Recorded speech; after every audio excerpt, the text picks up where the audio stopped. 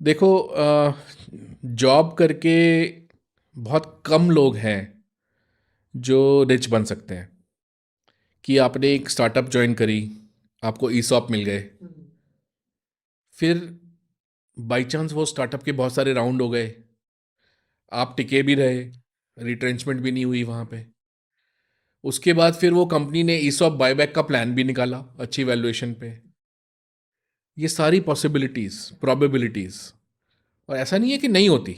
मेरा एक फ्रेंड है, उसकी वाइफ को ईसॉप एग्जिट मिली 6 करोड़ रुपए की, और 40 की एज में मिल गई। तो वो दुनिया घूमते हैं। तो ऐसे ऐसा नहीं है कि नहीं होता।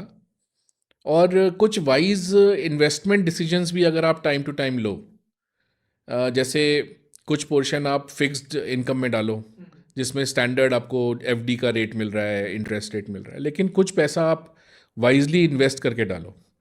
तो जैसे कहते हैं कि अगर आपके पास 100 रुपये हैं, तो 25 से 30 रुपये आप रियल एस्टेट में डालो, और 25 से 30 रुपये आप स्टॉक मार्केट में डालो। बाकी 50 से आप फिक्स्ड इनकम और इंश्योरेंस उसमें डालो। और जो आप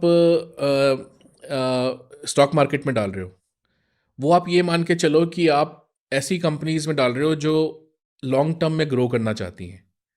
कोई भी पंटिंग स्टॉक में नहीं डालना।